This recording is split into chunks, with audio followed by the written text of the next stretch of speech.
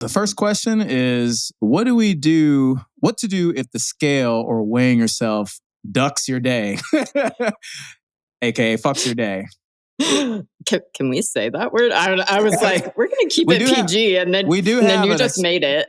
We do have an explicit rating on iTunes, by the way, so it's okay. We can say curse words. That seems on brand.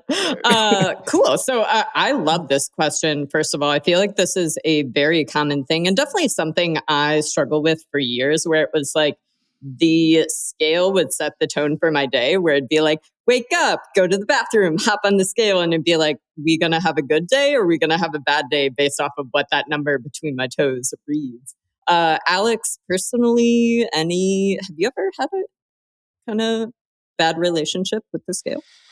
Yeah, there was definitely a time when I would weigh myself often, and it was a lot of times and multiple times a day, which I obviously don't recommend. When I was competitively weightlifting, I had to stay within a certain weight class, right? And I was trying to stay within a weight class I probably shouldn't have stayed in. And I was, dieting and all that kind of stuff. And yeah, got pretty obsessive about the scale and stepping on it. Would step on it in the morning, would step on it in the middle of the day, would step on it at night, like just to see what kind of changes would happen over the course of the day. Because I mean, part of that was strategic because, if I had to weigh in later in the day, I could figure out, okay, well, what do I typically tack on, if I have a later weigh-in. But a lot of that was too just still kind of obsession about, hey, like, am I losing weight? And what's going to go on with that?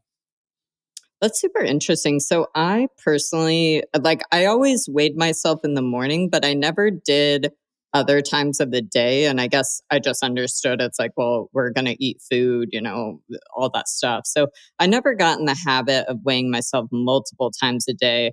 But for me personally, it would be more like I think the technical term for it, like it actually has like a name, and it's called like checking yourself, or like for me, it was like I was so obsessed about having abs that I would like ab check myself. So it'd be like, oh, like I just got walk back from the mirror gym. And lift it up. Yeah, no, like, and that sounds so lame, but like truly, it's like I like, let's say I go to the gym, I would shower, and then I'd be like checking myself out, or same thing, like later in the day, like they're going to disappear, which, like I said, it's just so fascinating when you're almost on the other side of things to look back and be like, wait, what? But that's super valid. That's a very common thing. But yeah, I think especially with weight class sports, whether it's jujitsu, whether it's weightlifting, obviously for like, boxing and MMA fights and stuff like that, it's like, that's super common because think about it, right? It's like, well, if you, let's say you normally walk around 10 pounds heavier than your actual weight class, you're going to be a strong bitch, right? Like you're going to be able to move heavier weight, or you're just going to be really strong. You're probably going to outperform somebody that, weighs substantially less weight. So that's super common to see people walking around in a heavier weight class and then, kind of like drastically diet down, water cut. What was your, just out of curiosity, like, did you do a lot of water cuts or was it other stuff? Did some water cutting, but mostly dieting. Yeah. With weightlifting, you really couldn't water cut too much because you had to weigh in the day of. But I never did any combat sports like MMA or anything like that, but some of those you could weigh in the day before. I do know my jiu-jitsu tournament, I could weigh in the day before, but usually weightlifting, it was the day of. So you couldn't cut a lot of water and still expect to perform. I remember one story. It was before I was trying to qualify for the American Open. I literally spit into a gallon jug. I got a bunch of sour candy and spent the 3 hours spitting and made weight from it. So, and I still qualified, but that was, do not recommend, 0 out of 10. But I mean, sometimes if we go back to talking about, how the scale can fuck with you a little bit, it was crazy because a lot of times I would step on the scale and if it was a couple of pounds heavier, I would think, and I would look the same, but I would think that I looked worse. And this happened too when I lost a lot of weight and I started to, show a lot more muscles and I can see like a lot more ab definition, I'd step on the scale and it was heavier. And I think, oh, like can't see anything anymore. And it was crazy how that kind of perception played into stepping on the scale. Well, and it's like, it's so common to get attached to a certain number. And I think the most interesting thing is that, like, fast forward in time, when you look back on that, like, oftentimes you just don't, like, we never have this accurate perception, oftentimes, of what we actually look like versus like what other people see when they see us. And so it's like, it's so common for people to be like, oh, I just want to be like, insert the blank number again. But then you look back and it's like, but also it's like you had different priorities, different levels of commitment. Like you were just in a different stage of life. You might have been a different age. Obviously, if you have been, you're having kids, well, your body is just never the same after you have one kid, let alone multiple kids. But yeah, it's like that desire, that attachment to go back to that number is so fascinating. So let's kind of get into the question of what do we do if the scale has control over your life? And it is that relationship where it's like, wake up, weigh yourself. Am I going to have a good day? Am I have a bad day? And I think that starting off, it's so common to see the suggestion of, well, just don't weigh yourself. And it's like, well, yes, like that is totally an option. We don't need to weigh ourselves every day, but mutually, I do think it's just important to also throw out the idea that, like, if we're just avoiding something and we're not doing it, we're not really addressing the root issue there either. So it's like, do you need to weigh yourself every day? Well, like, no, like I haven't weighed myself in months and months and months, right? But mutually, if I stepped on the scale present day, I would see that number, and it literally is just a piece of data. There's no emotion. There's nothing there. But it didn't used to be that way. Like I said, like years and years and years, it was like obsessively stressing over what that number said.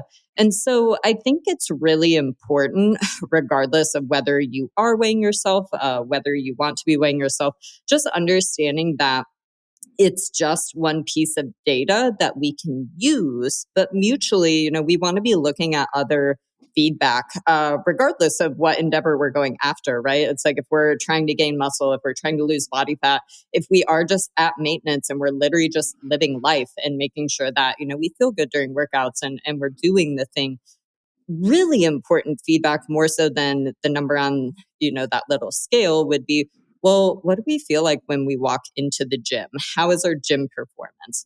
Are we feeling super strong? Are we smashing workouts? Are we hitting PRs? Or reversely, are we bonking out during the middle of our run or hitting a wall during our workouts? Or again, we're not progressing our lifts. What's our soreness and recovery like from our workouts? What is our energy levels like? How is our sleep, our sex drive, our mood, our digestion? There's so many things there that, yes, we can pay attention to the scale, but those are the really, really big movers. Those are the really big shakers. And so, for me personally, it's like obviously working with a variety of clientele, and we have to meet people where they're at. And so for some clients, it's like they wouldn't, hopefully the goal is, again, hey, can you step on the scale? And we don't have any emotional reaction. Yeah. It is quite literally a number. It's a data. That's the most ideal, right? But certainly it's like, well, yeah, tons and tons of clients over the years, we successfully lost weight and we knew the scale was a problem and it just wasn't something that we wanted to address at that point in time, right? I think that question is most important. Is it's like, do we need to address this right now, or do we save this for, a future date? Because for sure, it's like, if you've got a lot going on, if you're in a stressful phase of life, you're also trying to diet, or you're also trying to, insert the blank. It's just another thing that, like, we only have so many things to give a fuck about.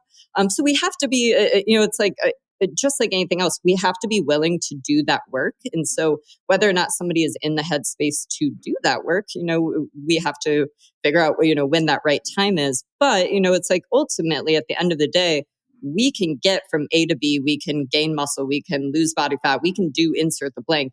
And we don't have to have that scale. But as always, it's like the more data, more problems, right? It's like the more stuff we have, the more helpful that can certainly be. I would love to pass the mic to you, Alex, because I know this is something that you really excel at with clients, is kind of talking through like other ways to monitor progress, other ways to do the thing. So I'll kind of pass the mic off to you.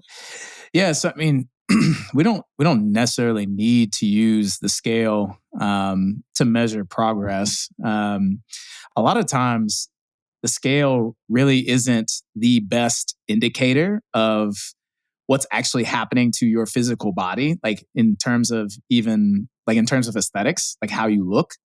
So I've had clients literally the same weight, but look completely different, 6 months later after spending time, eating enough food, resistance training and things like that. And they're the same weight. They haven't lost or gained any weight, but their body composition is different. So like your weight is not the only thing. It's a piece of the picture, but it's not the entire picture. So, if we're looking at trying to get a good indicator of like what's happening to your body, we should look at other metrics and measuring things like, I like to use tape measurements, for people. They can be a little bit tedious. How often are you having them do that? Side note, because it's like obviously we don't want them doing that like daily or maybe even weekly. Right. Yeah. So something with like tape measurements, we're not going to see a bunch of changes day to day, and arguably we'll see changes week to week, but we may not. So anywhere from once a week to a couple of times a month, I think is reasonable to take tape measurements, and you want to take them across different sites of your body. And there's guides online on where to take them. I think the biggest pain is people don't know where to take them, and then they kind of have different spots and stuff like that. But as long as you're consistent, then that's fine. And actually, I really love. One day they're above the above the belly button. The next week they're over the belly button. I really love this. These tape measures that automatically cinch and they're digital. Maybe we can link it in the show notes or something like that. But you can find it on Amazon. But it'll automatically like cinch and then give you the readout. So, because doing it by hand or having somebody else do it can be a little bit tedious. But I like to do tape measurements. When people want to do the calipers with like the little crab claws.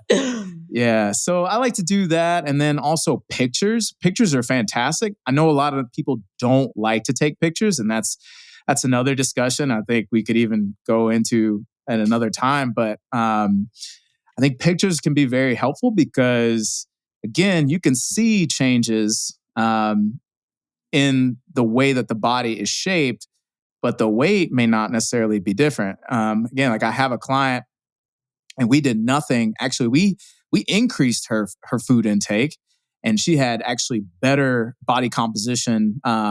She was leaner, and we could see that in the pictures, but her weight stayed about the same. So again, it's not always going to be about what the number on the scale is. And if you're taking pictures, maybe I would suggest it depends on kind of your goals, but I would say once a month would be fine.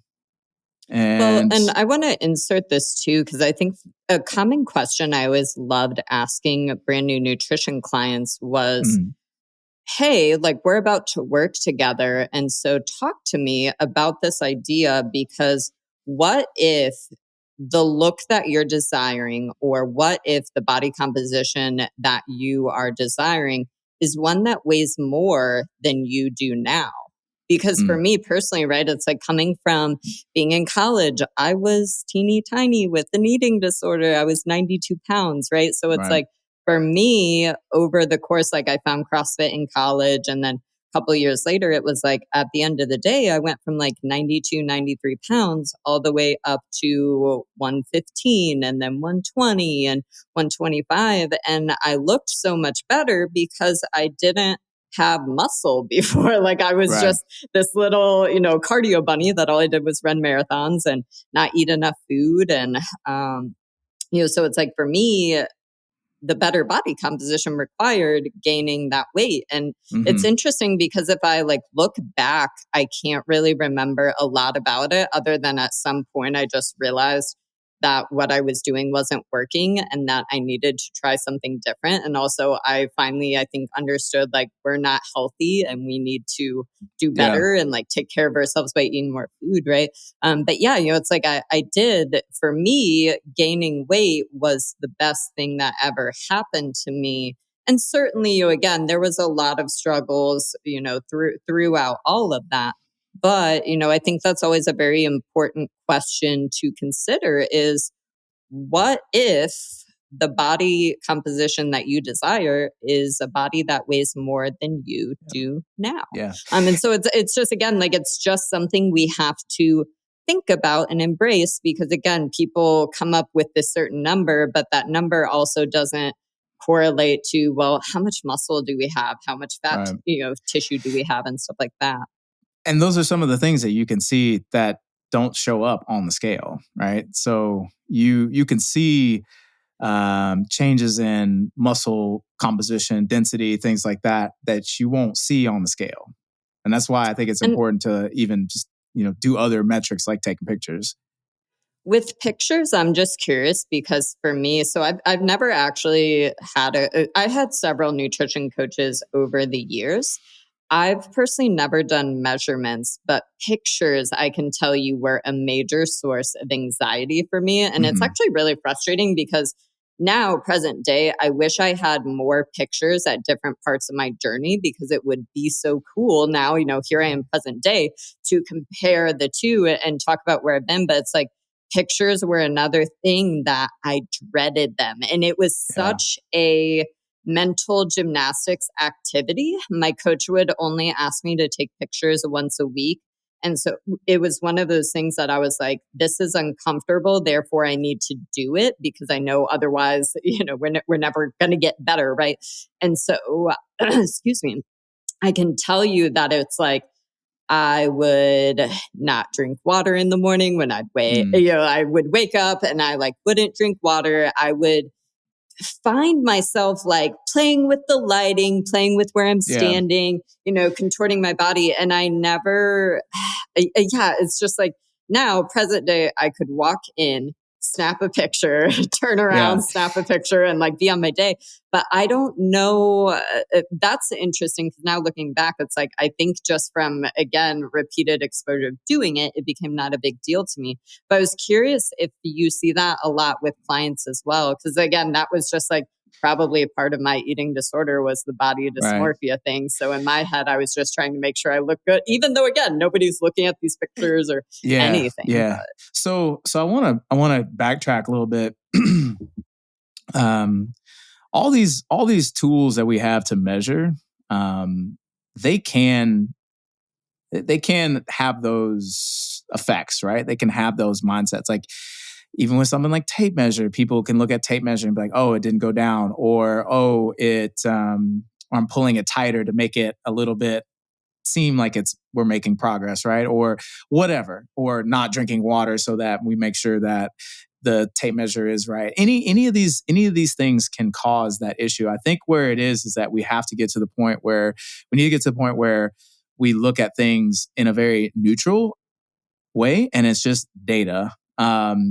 It shouldn't change how we view our entire day. Something I've had to work through with some of these things is if I'm taking this data, if I'm stepping on the scale or taking this picture, something I've had to think about in the past to really get me to the point where I'm just like solely neutral about this is how do I feel about myself before I start taking these measurements? Because a lot of times, like, I don't know if this has happened to you, but sometimes in the past, like I've stepped on the scale and like, oh man, like I don't look as good or whatever. But I asked myself, like, how do I feel beforehand? Like, and I feel, oh yeah, I feel great. I look great.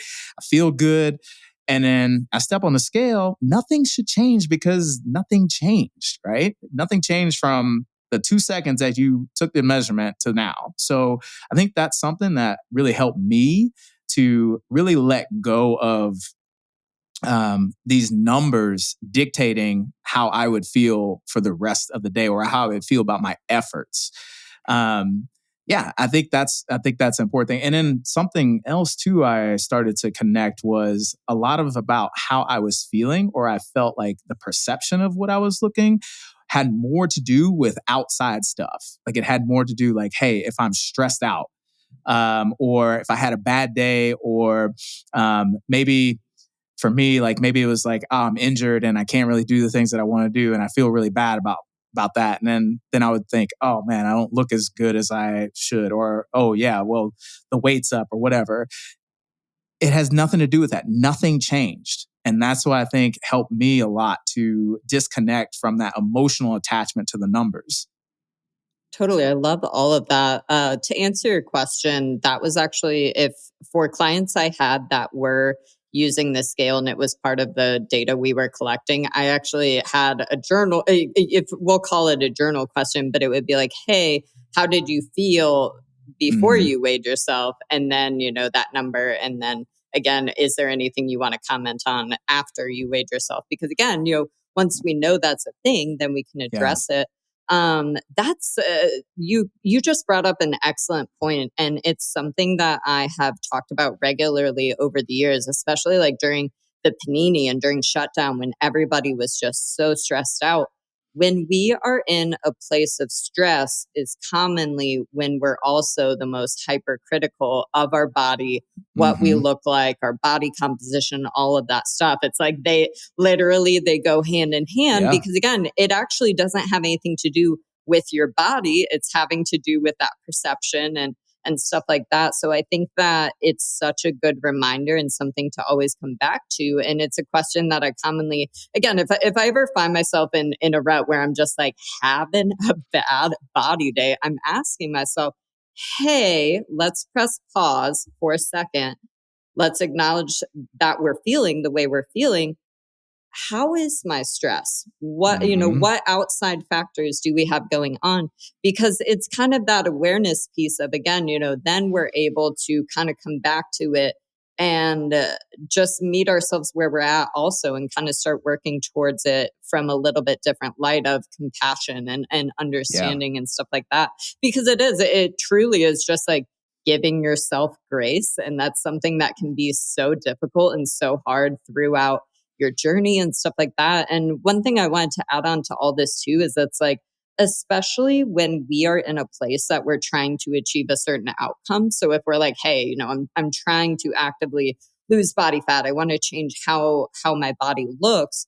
Well, it's like if we're looking for something, it's like watching paint dry on a wall. It's like watching a Mhm. pot boil, right? It's like when we're looking for things is also when we feel like we're not seeing progress or it's not happening. And that kind of spiral starts. And the honest answer is it's just like, listen, like action with expectation is the absolute worst way to approach anything in nutrition or fitness. It's like you got to just show up and do the work and trust that the work you're doing is good and it's good enough.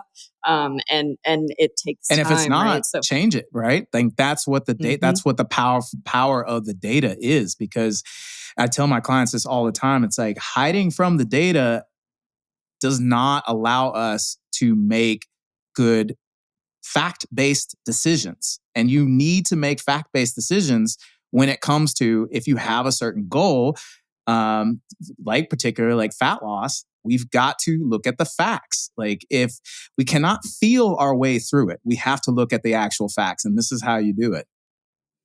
I think it would be really good to kind of tie up this question of what to do, if the scale causes a tizzy and causes a problem, to also just cover some reasons why the scale might not be doing what it's normally doing, or why we might see the scale moving. I'd be super curious for you. So I am right around like 116, 117 pounds. For those that don't know, I'm not tall. So everybody on Instagram thinks that I'm like 5'6", 5'8", like a monster. And then What they are you, meet me in real 5'2", 5'3", 3, right? asshole, 5'3". Okay. asshole. Okay. Hey. uh, but yeah, it's like, imagine like you're so excited. Like it's like people would meet me in real life, and then the first thing that would come out of their mouth would be like, oh, you're a lot smaller than I thought you were. And you just be like, I'm a little balloon, like, wow. So I'm really tiny in real life. Like genetically, I've always been that way. If you look back to pictures of me doing competitive gymnastics, I was like the runt of the litter, and among all of these big dogs, right? So I'm just genetically built that way. I'm just a little teeny tiny person that has like really pushed the potential by lifting heavy and doing a lot of strength training and stuff over the years. But I'm super tiny, so it's for me personally. The scale doesn't fluctuate a ton. I would say anywhere 1 to 2 pounds is pretty reasonable. I'll give the asterisk that obviously the more we weigh, the more potential we have to see water fluctuations and stuff like that. But generally, for the most part, if I were to go on a spree and like weigh myself for a week, the scale would probably be kind of within the same like 1 to 2 pounds. Obviously it's going to go up if you're traveling. It's going to go up if you drink alcohol or go out to eat, eat a lot of salt. And we'll get into those things. But for you, Alex, how much does your body weight tend to shift kind of day to day? I could look at it actually. I got some apps that track it. So actually, I want to touch on some things too, like some really great apps that you can use, or something like Happy Scale, that will take a lot of those fluctuations and they'll average it out. Or Macro Factor, you can log your weight in there. It has a really nice smoothing function that will take all those fluctuations, and you can look at the actual true trend, which is super helpful. Because a lot of times those fluctuations, like you don't understand, like, and they can also fuck with you, right? Because you see, oh, I'm 3 pounds lighter, and then we jumped up 3 pounds, and I didn't make any progress. But that's not true. It's just a natural fluctuation. So, I mean, to answer your question, I think generally anywhere from 2 pounds or so, I usually fluctuate. But I've seen as high as like 5 or 6 pounds, depending on what I was doing. Like if I was super dehydrated, or if I ate a lot of sodium, or kind of sore, inflamed, it can fluctuate quite a bit. So, and that's all normal. Your weight's going to fluctuate daily, but that's where it helps to have some things that you can see the trend over time. Totally. Well, because I think that's the biggest trap. And so again, I don't want anybody to think that like, present day, I'm far from removed from doing like one-on-one coaching. I haven't done that in years for nutrition, but it's like, I by no means was the coach that was like, you shall, weigh yourself every day. It's like, again, I'm very much like, I meet you where you are. So if you're down for the ride, like, yeah, weigh yourself, but reversely, like if you don't, whatever. But it's like for so many people, well, if you only weigh yourself once a week or twice a week, the issue that you run into is, again, well, what if you did have the incidents that some sort of incidents that's going to cause a little bit bigger shift? So let's say you didn't sleep one night, or let's say, again, you were traveling, you're on your period. So, again, the scale goes up. That's kind of the risk you run, is it's like you create this self spiral of, oh, well, I weighed myself and I gained 3 pounds. It's like, well, yeah, maybe you're high today, but what were you the other 6 days of the week, right? So Right. that's kind of just something to keep in mind, is it's like, if you're only doing that, and you're only weighing yourself once or twice a week, just keep in mind, you might be catching yourself, on a high Yeah. day, you might be catching yourself on a low day. Yeah. If you weigh yourself once a week, I would say you need at least 3 weeks to determine whether or not you're gaining or losing. Probably closer to 4, because again, if you're menstruating, like that 4th week is probably going to be high, and we're going to see that almost every time. So I'm a big fan of more frequent weigh-ins, but I know that can mess with people's heads a little bit. So you really, like Laurie said, you have to meet yourself where you are with that. And I think ultimately, if the scale is something that bothers you and you don't want to use it, you don't have to use it.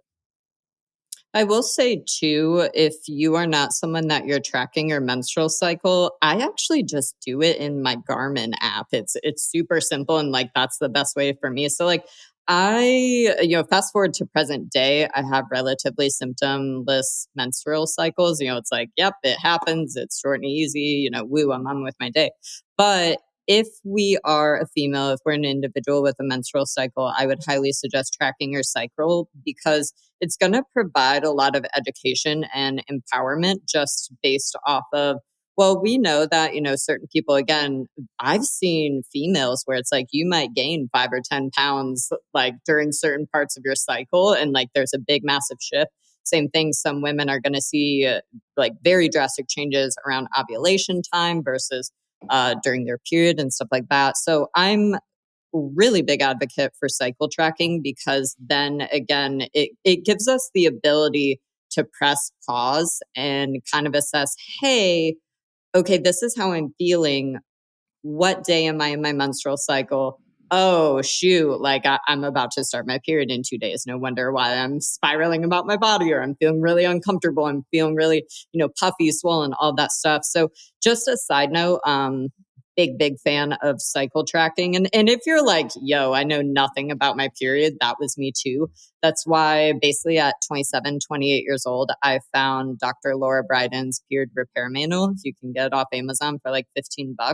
But it was such an empowering read for me because again, like I didn't know when I would every month when I would have my period, I'd be like, oh, it's here. Like I never expected it. I wasn't tracking it. I didn't know shit from fuck about my menstrual cycle. So if you happen to be that person, just know that would be a really great thing to kind of step into. And now present day, it's like I personally don't plan to ever have children, but if I did, that would be right out the gate a conversation that I would be having with my daughter is like, hey, I want to go through this book. I want you to understand your menstrual cycle because again, it's like there's so many changes that the female body goes through throughout the course of the month. And obviously it's going to change depending on, are you taking hormonal birth control? Do you have an IUD, et cetera, et cetera.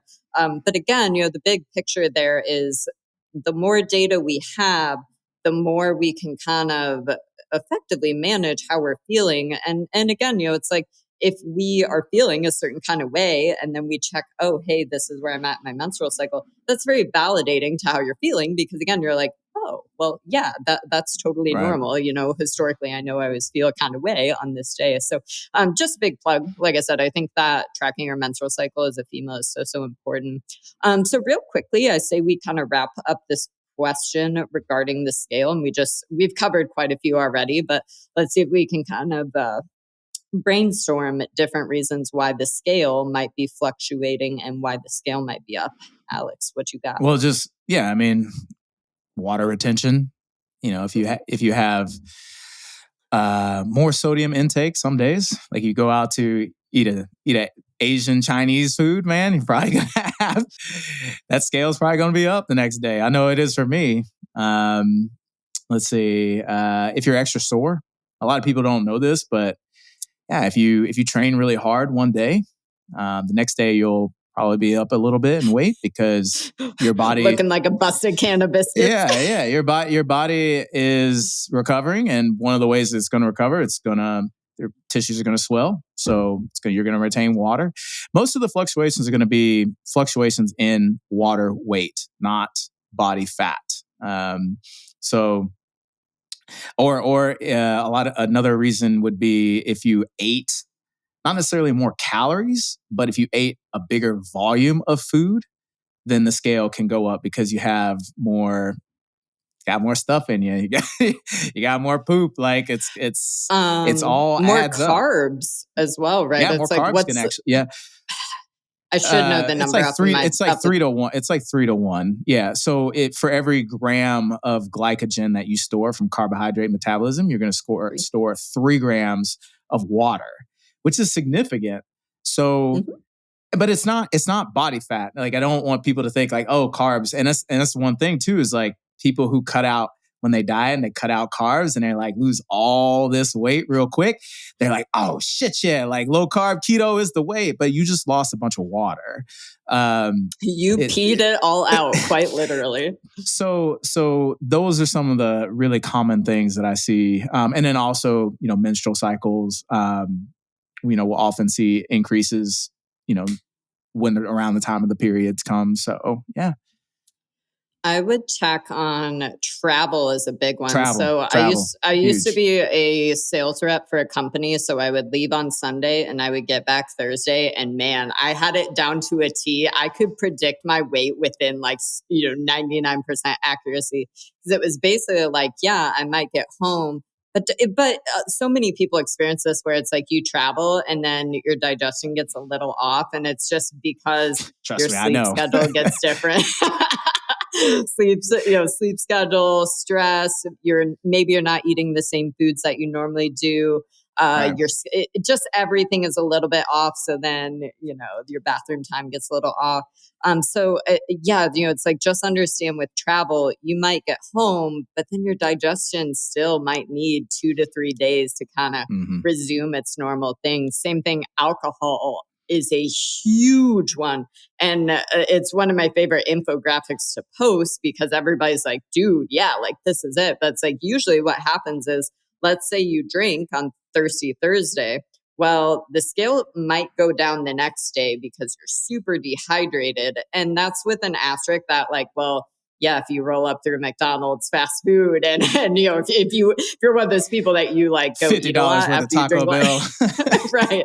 Well, yeah, of course you might wake up heavier, but for the most part, it's like, let's say we're not an asshole with our food. Let's say we just go to dinner, we have a couple drinks, we get a little tipsy, and then we go home. We can assume the scale will probably be down the next morning because we're going to be dehydrated. And then I don't know why, to be honest. So people are always like, tell me the science. I'm like, dude, I don't know. Like, I've never researched it enough just because I don't care. But usually what you see is then the next day, the scale goes up really high and then it kind of starts to resume normal. So very similar. It's like that kind of 2 to 3 day bubble. But how common is it for people to go on vacation and then they step on the scale the next day? Quite literally, definition of choosing violence. You partied and you were doing the most out at the beach, at restaurants, all the things. And you stepped on the scale the next day, especially coming back again from traveling. So we're just like, for 11 billion. And of course, the scale is going to be heavier. But kind of like we were talking about earlier, it's so easy to get caught in the mental spiral where you're like, oh shit, I got fat. The number is up. So now I'm going to go diet. I'm going to cut my calories. I'm going to go exercise to burn off what I gained.